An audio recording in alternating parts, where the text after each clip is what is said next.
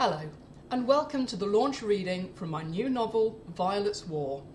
Violet's War tells some of the story of women's football during World War I, as Violet Dobson and Billy Dobson go about their daily lives. And here we have from chapter 1. Billy! Violet was kneeling by the step, and as the coin Billy tossed landed in the bucket, the dirty water splashed up into her face. Heads or tails? He stood over where she was scrubbing, his face the picture of innocence. Violet sighed. She put the cardinal red polish aside and sat back on her heels. Now what have you two been up to? She looked from her husband to his best mate Stan and back again. I take it you won then? It was a statement rather than a question.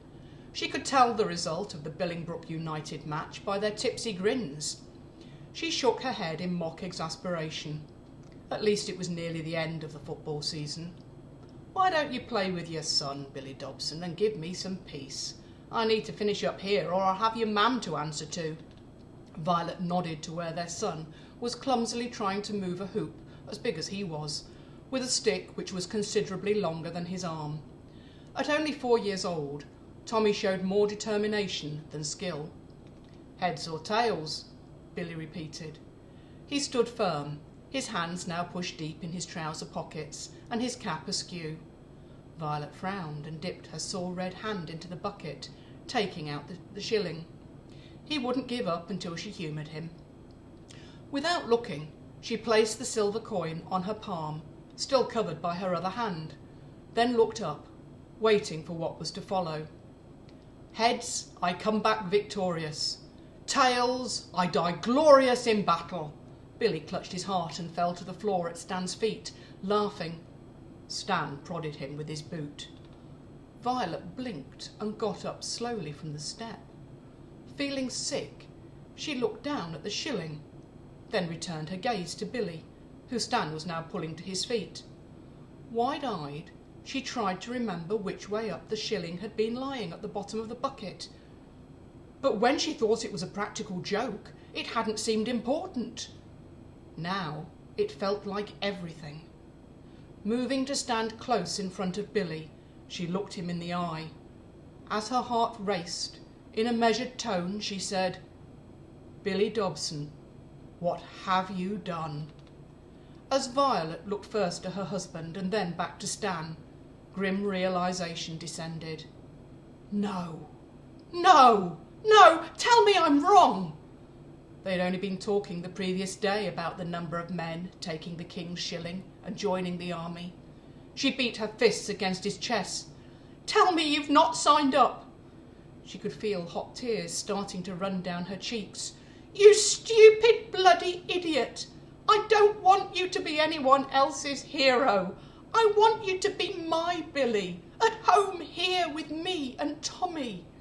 She turned to Stan, who shrugged and had the good grace to look a little sheepish. This is your doing, Stanley Bradley. Violet pulled herself up to her full height and faced Stan. She pursed her lips tight and felt a bolt of steely determination. Stan's eyes widened. I'm off then, Billy mate. See you later. Before Violet could utter any one of the words which were bubbling up inside her, Stan ran in Tommy's direction, pretending to be chasing the giggling child before hot-footing it away down Victoria Street, waving to Tommy before he turned the corner and was out of sight. Slumping down on the partly scrubbed step, Violet buried her face in her apron and felt Billy sit beside her. When Billy spoke, all signs of cockiness were gone. They were all doing it, the lads. There was talk at the match about it being the right thing to do for king and country and all that. There are posters up everywhere. You know the ones. Daddy, what did you do in the Great War? I just thought... But you didn't think, did you? You never bloody well think. How am I going to cope and bring up Tommy with you away? He's 4 years old. He wants you here with him, not fighting in some foreign land.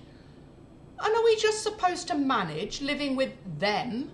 She indicated with her head along the hall to where her in-laws were no doubt sitting with their feet up.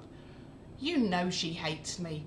Her arthritis seems very selective in what it stops her doing." "The thing is," Billy said, but Tommy tripped over the hoop and started howling. Violet brushed her arm across her eyes and stood up to go to their son. She wiped the dirt off Tommy's knees and scooped him up into the air. "Shall we ask Daddy to kiss it better?" She carried Tommy ceremoniously toward his father, who gave the near perfunctory kiss before continuing with what he was saying. "The thing is, I thought you'd be proud of me." The diminutive but forceful figure of Billy's mother, Elsie Dobson, appeared from the dark of the hallway. "And what's our Billy done for us all to be proud of?" His mother ruffled his hair as though he were still a child. He brushed his mother's hand away. "Ma'am, please." "I've signed up, but for now I was talking to Vi." "I can see that. You're stopping her working." Elsie turned to her daughter-in-law. "I thought you'd have this step finished by now. Run along, Tommy. Leave your mam to do her work." Vi gritted her teeth. What she'd give right now to just stand there and scream. How much worse would his mam treat her with Billy away from the house? She took a deep breath and picked up the brush from where she had laid it aside.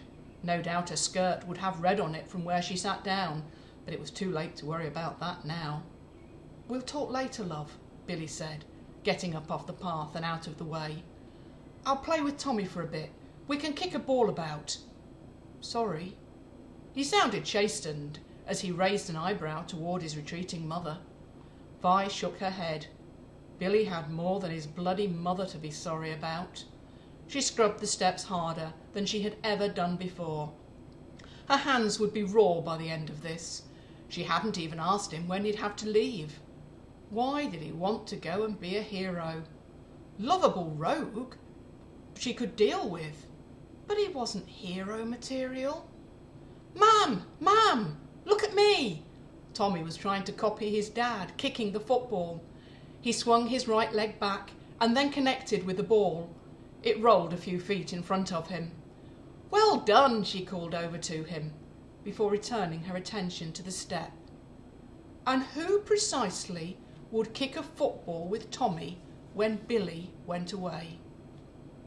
I hope you've enjoyed my launch reading from Violet's War, which is now available in ebook and paperback format. I do hope you enjoy reading it. Thank you.